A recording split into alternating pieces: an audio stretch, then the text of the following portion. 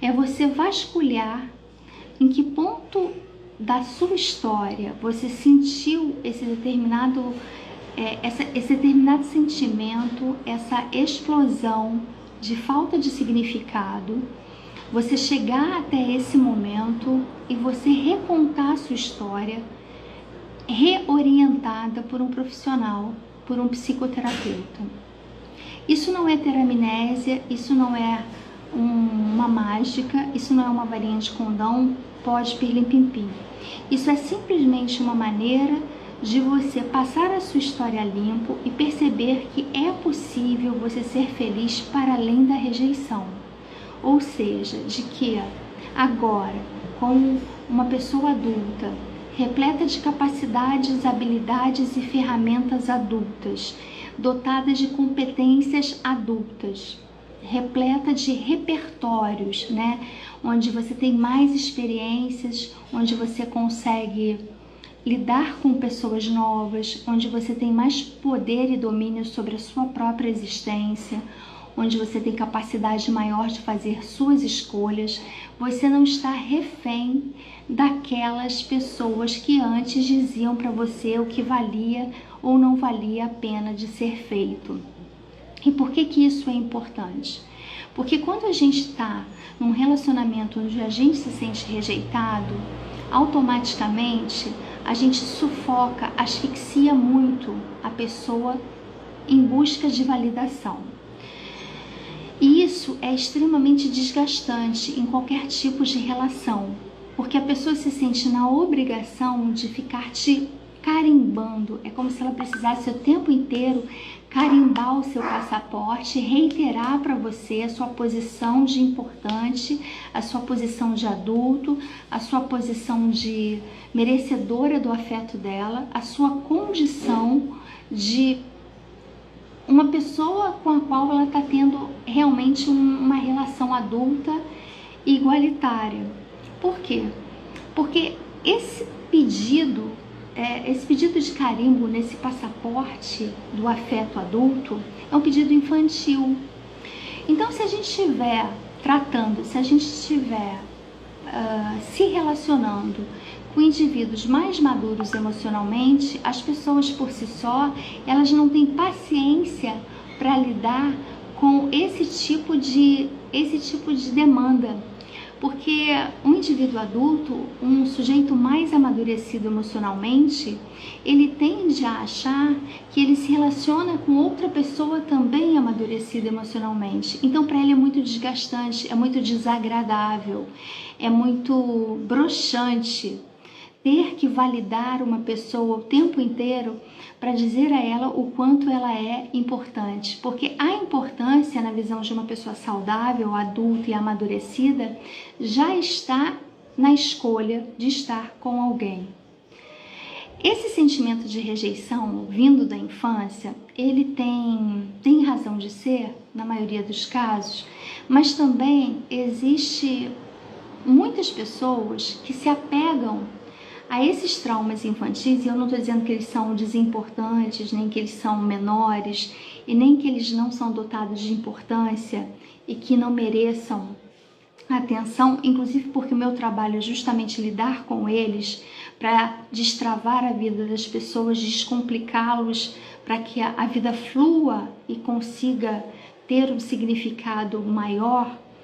Mas há muitas pessoas que constroem uma narrativa adulta justificando a sua falta de afeto, que para elas seria o ideal afeto infantil, para justificar a inércia de uma vida adulta. Então, essa falta de maturidade na vida adulta passa a ser justificável a partir de uma inércia que vem com a desculpa daquilo que se sofreu na infância.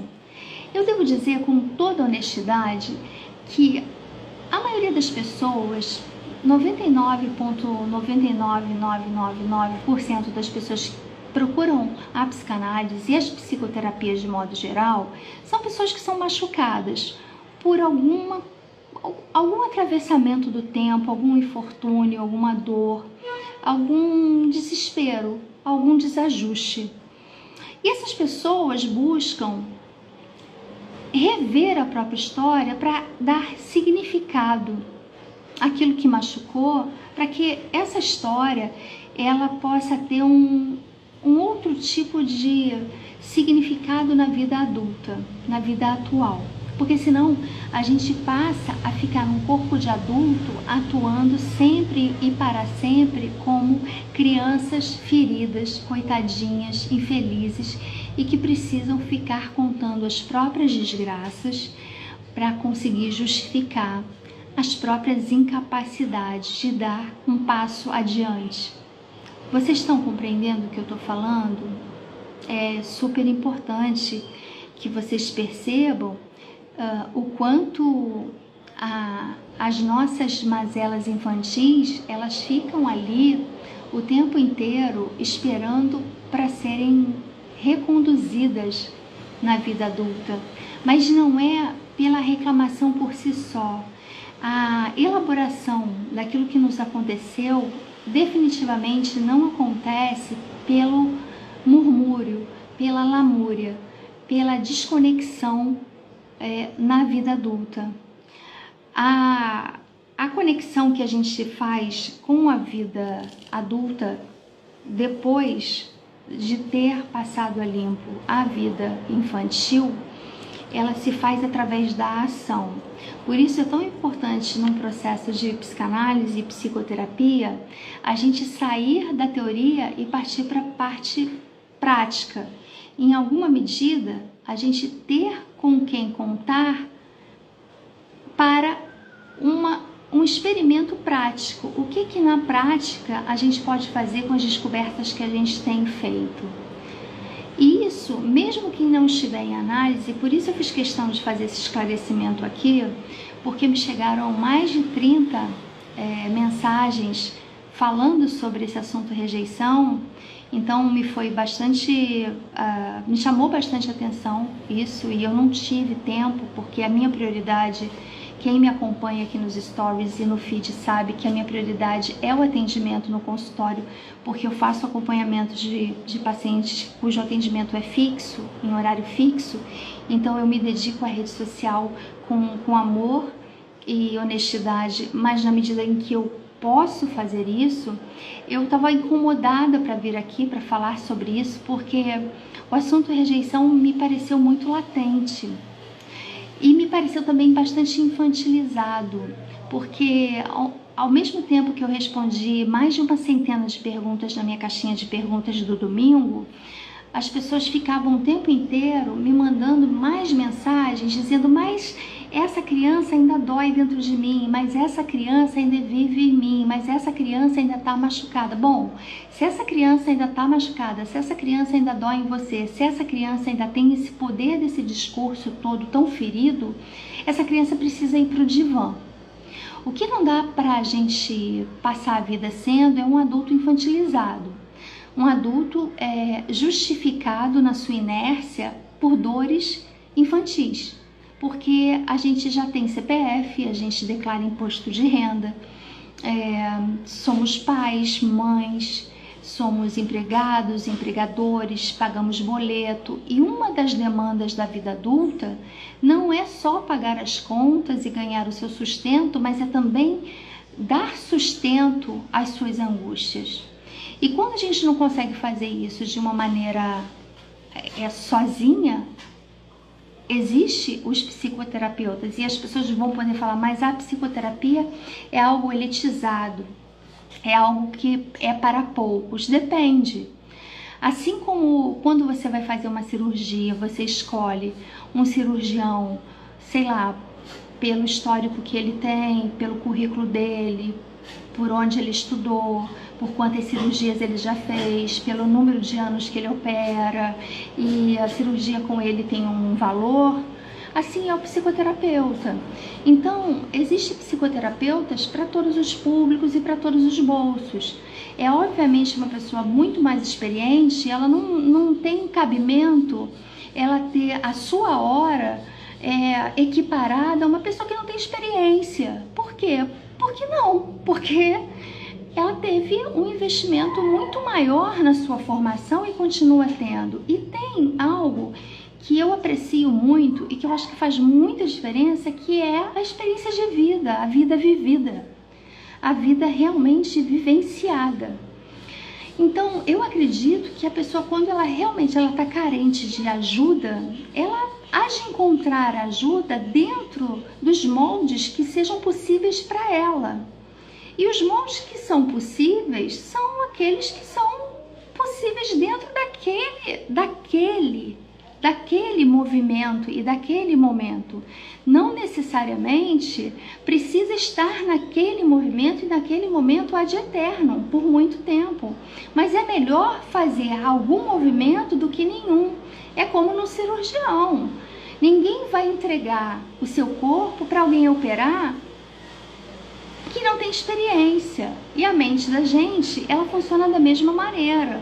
O que eu estou querendo dizer com isso é: não tem essa fala de que a psicoterapia é uma coisa elitizada. O que me parece que é um erro é dar isso como desculpa para ficar chafurdando nas mesmas lamúrias sem fazer nenhum movimento proativo diante daquilo que se quer. Por exemplo, eu me lembro que no dia 5 de janeiro tem uma live aqui que está gravada no meu IGTV, chamada Metas. E no dia 5 de janeiro eu estava falando sobre metas e sobre o que isso significa na vida adulta, sobre quais os princípios. Eu dei 10 princípios, né? Quem quiser depois vai no meu IGTV, procura, a live está lá, pega um bloquinho e anota, são os 10 princípios que eu dei sobre metas, também está no meu canal do YouTube. E hoje é dia 31 de março, de modo que passamos aí um primeiro trimestre inteiro. E a pergunta que eu faço é: quais os objetivos, quais os movimentos a maioria de nós fez em direção àquilo que diz que quer? Porque uma coisa é você realmente querer e outra coisa é aquilo que você discursa que quer. Dizer que quer é totalmente diferente de desejar, tá certo? Então, todas essas questões, elas estão entrelaçadas, porque quando a gente não sabe exatamente aquilo que a gente quer, os movimentos de rejeição começam pela gente mesma, porque a gente rejeita uma vida com mais significado, uma vida mais saudável emocionalmente, uma vida com muito mais significado, uma vida com muito mais labor, né? E quando eu digo labor, eu não estou só falando daquele trabalho que nos sustenta, mas aquele trabalho também que nos preenche, aquilo que a gente faz e que dá sentido ao nosso tempo. Então é muito importante a gente perceber que a teoria ela é excelente, ela nos dá um alicerce, ela nos dá um campo de aprimoramento sem o qual a gente não tem lastro para funcionar na vida prática. Mas a teoria por si só, sem a prática, ela é absolutamente nula. Então é importante a gente perceber se essa rejeição da qual a maioria dessas pessoas que estão enchendo caixinhas de pergunta está se queixando, se essa rejeição também não está vindo de si própria, né? Ah, eu fui rejeitada e agora, portanto, eu rejeito a mim mesma, fazendo do meu discurso uma lamúria para não chegar a lugar nenhum. Esse era o recado que eu gostaria de deixar aqui para vocês. Essa era a reflexão que eu gostaria de deixar aqui para vocês. Eu costumo fazer lives agendadas.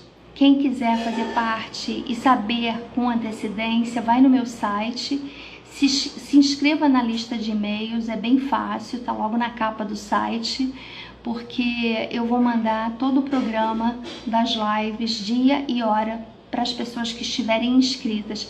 Eu não encho o saco de ninguém, não mando spam, não aborreço, respeito o seu tempo e o seu espaço.